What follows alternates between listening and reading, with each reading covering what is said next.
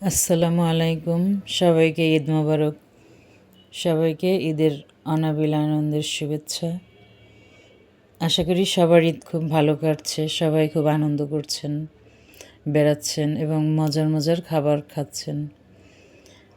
আমরাও আলহামদুলিল্লাহ খুবই ভালো আছি। এবারের ঈদ খুব আনন্দে কাটছে, ভালো কাটছে। তো আজকে আমি এখন রান্না করব চিংড়ির মালাইকারি। এটা হচ্ছে গলদা চিংড়ি, দুটো গলদা চিংড়ি নিয়েছি। মাছগুলি বেশ বড়। এখানে কতটুকু বোঝা যাচ্ছে জানি না। তো চলুন আজকে চিংড়ির মালাইকারি করব। মাছ দুটো যেহেতু বেশ বড়, তাই কেটে ছোট করে নিয়েছি যাতে রান্না করতেও সুবিধা হয় এবং খেতেও ভালো হবে। তো প্রথমে মাছ পরিষ্কার করে কেটে ধুয়ে এরপরে দিয়ে দিচ্ছি সামান্য লবণ, আর এখন দিচ্ছি লেবুর রস।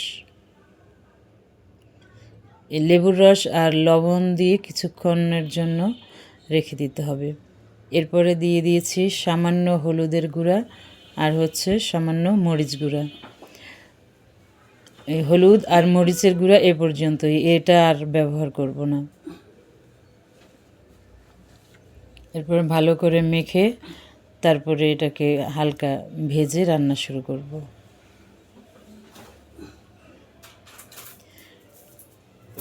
চিংড়ি মাছ আসলে খুব বেশি না খাওয়াই ভালো, তবে আমরা যারা বরিশাল পটুয়াখালীর মানুষ আছি তারা কিন্তু বেশিরভাগ তরকারিতে চিংড়ি মাছটা ব্যবহার করা হয়। চিংড়ি মাছ ছাড়া শাক বা তরকারি তারা খুব একটা খান না। সেভাবেই আমাদের ছোটোবেলা থেকে আসলে যেভাবে আমরা খেয়ে অভ্যস্ত। তো আমি অনেকটা চেষ্টা করি চিংড়ি মাছ ছাড়াই ইদানিং শাক ভাজি বা তরকারি রান্না করতে, কিন্তু আমার সাহেব সেটা একটু কম পছন্দ করেন। তিনি চিংড়ি সেভাবে খান না, কিন্তু চিংড়ি দিয়ে রান্না করা শাক বা তরকারিটা পছন্দ করেন।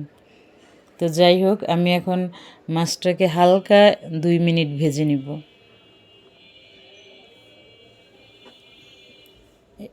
এটা খুব বেশি ভাজা যাবে না।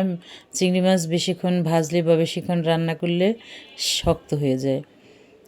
সেজন্য এটাকে আমি 1 থেকে 1.5 মিনিটের মতো ভেজে নিয়েছি, জাস্ট কাঁচা ভাবটা চলে যাওয়া পর্যন্ত।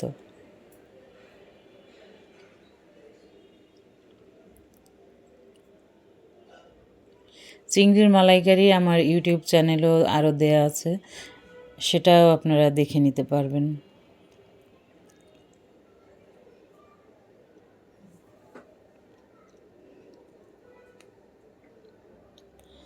তো মাছ ভাজা শেষ। ওই ভাজা তেলেই আমি এখন মশলা অ্যাড করছি। প্রথমে দারুচিনি দিয়েছিলাম 2-3 টুকরো, এখন দিয়ে দিয়েছি 2টা এলাচি। লং ইউজ করব না।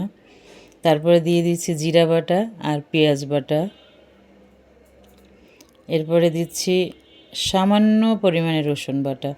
আসলে চিংড়ি মাছে রসুন না দিলেও চলে। আর দিয়ে দিচ্ছি আদা বাটা। সব মশলাই খুবই অল্প অল্প দেব।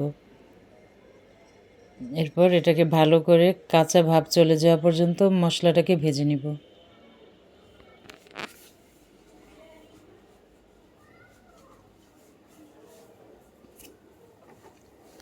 তারপরে দিয়ে দিলাম স্বাদ মতো লবণ। যেহেতু ভাজার সময় লবণ দিয়েছি, তাই এখন অল্প পরিমাণে লবণ দিলাম। আর দিয়ে দিচ্ছি 3টা কাঁচামরিচ। এই খাবারটাতে তেমন ঝাল দেয়া যাবে না, এজন্য হালকা, এই মরিচগুলো তো তেমন ঝাল নেই, জাস্ট সুন্দর একটা অ্যারোমা আসবে এজন্যই দিয়েছি।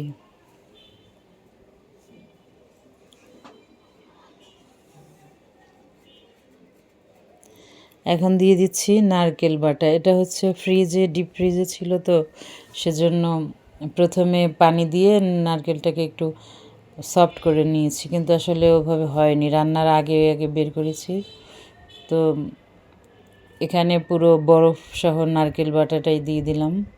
আমি এখানে অনেকখানি নারকেল বাটা, এতগুলি ইউজ করব না। এটা অর্ধেকটা গলে গেলে বাকিটা তুলে রাখবো। এরপরে দিয়ে দিচ্ছি 2 চা চামচ গুঁড়া দুধ গুলে নিব। কুসুম গরম পানিতে 2 চা চামচ গুঁড়ো দুধ গুলে নিয়েছি। এখন চিংড়িটাকে মশলার সঙ্গে দিয়ে দিব।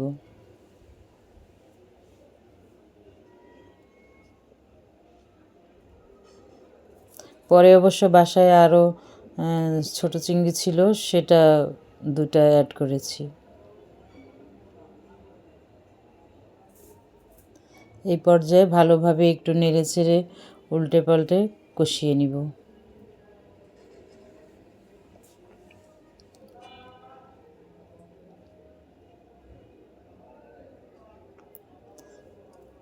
চিংড়ি মাছ আসলে খুবই সুস্বাদু একটা মাছ।